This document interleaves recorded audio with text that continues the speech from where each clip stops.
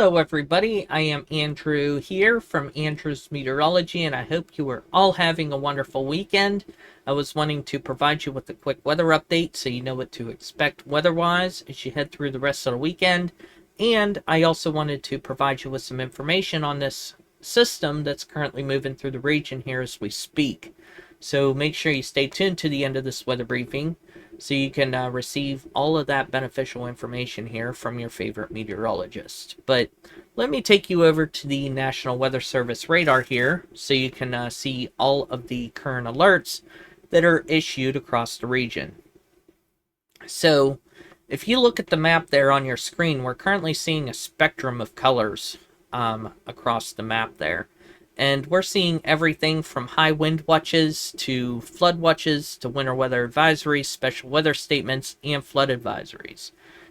And keep in mind, too, when you're looking at this map, these areas to our east are kind of a different color because the winter weather advisory is actually overlapping the high wind watch, causing this like pinkish color. So these areas to our east are actually under a winter weather advisory and high wind watch, but that winter weather advisory will be expiring here, like I said, very soon, within the next 2 hours actually. But going over the areas in the winter weather advisory, primarily focusing on our forecast region, for portions of northwest and western Pennsylvania. What can we expect through the rest of the afternoon? Wet snow and additional snow accumulations up to 1 inch. And like I said, this is in effect for portions of northwest and western Pennsylvania, primarily focusing on our forecast region until 5 p.m. this afternoon. And then plan on slippery road conditions, and the reason I say that is because we're currently at that transition point where the snow is beginning to transition over to rain. So all of the snow that's laying on the roadways will eventually transition over to slush, making the roads extra slippery and causing some slippery spots. So if you're out and about traveling, just make sure and use caution. And if you're planning on traveling, just take some precautionary / preparedness actions. But moving on to the areas under the flood watch, which I will highlight more information here whenever I go over the forecast later in this weather briefing. We are expected to see a significant amount of rainfalls we head through the overnight hours tonight and through the day tomorrow. And with that being said, we could also see some localized heavier rainfall, which could potentially cause some flooding. And with the snow, we could also see some excessive runoff too, which could cause some impacts of flooding across the region. So basically, this was issued because flooding caused by excessive rainfall continues to be possible, and this is in effect through Sunday evening. And excessive runoff may result in flooding of rivers, creeks, streams, and other low-lying and flood-prone locations. Creeks and streams may rise out of their banks, and flooding may occur in poor drainage in urban areas due to that excessive runoff. And then, according to the current forecast models, 1.5 to 2 inches of rain is expected today through Sunday. And you can also check out the National Weather Service's website for more flood safety tips if you're interested. I'll also post the alert details on the page where you can check that out for yourself. And you should monitor the latest forecasts and be alert for possible flood warnings. Those living in areas prone to flooding should be prepared to take action should flooding develop.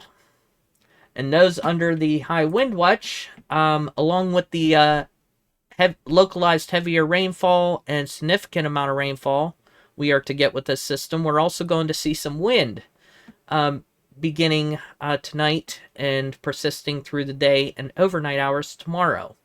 So basically those areas, let me pull it up here because I thought I had it up. I should be more prepared next time. But anyways,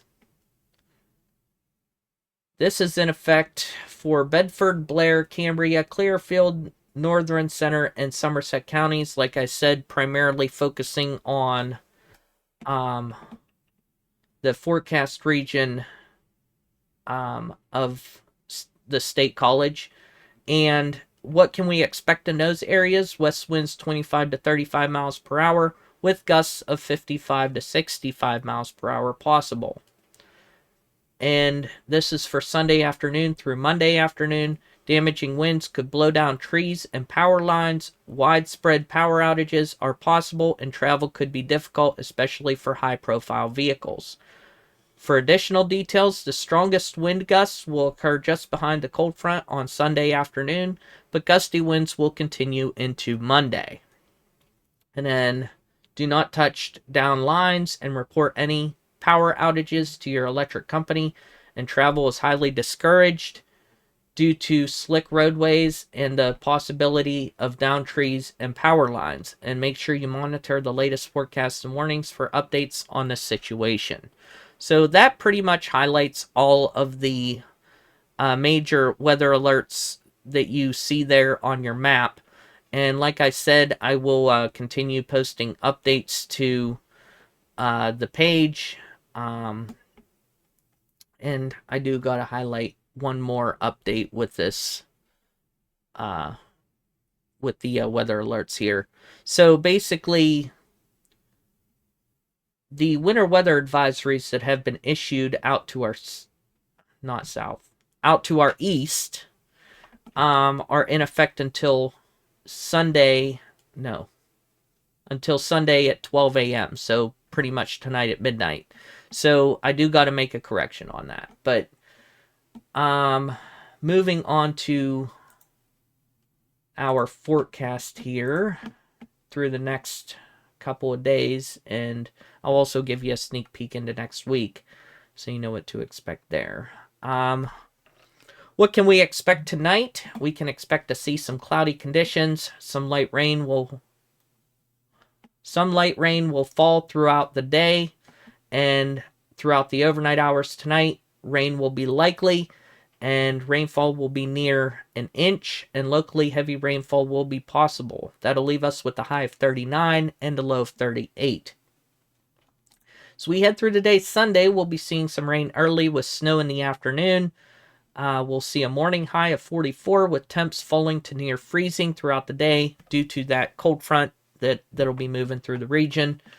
And we'll also be seeing wind gusts around 15, or actually winds will be around 15 to 25 miles per hour with higher wind gusts possible. And like I said, we could see wind gusts exceeding 30 to 40 to even 50 miles per hour. And then throughout the overnight hours, we'll be seeing some mainly cloudy conditions with snow showers around before midnight, and winds could occasionally gust over 40, leaving us with a high of 44 and a low of 19. And then we'll be back into the polar plunge as we head into the beginning portion of next week, leaving us with highs in the upper teens to lower 20s and lows in the single digits before things start to warm back up towards the second portion or second half of the week. But other than that, I will be hopping back on here and providing you with some more information on what you can expect next week. So make sure you stay tuned for that. But as of right now, that is currently all the information I have for you. But like I said, just make sure you continue to stay tuned to our social media platforms, Facebook and Instagram, for the latest updates. And we also have a YouTube channel that you can head on over and subscribe to. Just search Andrews Meteorology on YouTube, and you can receive our video weather updates on YouTube if you don't have access to Facebook or Instagram. But other than that, I hope you have a wonderful rest of your weekend, and see you, everybody.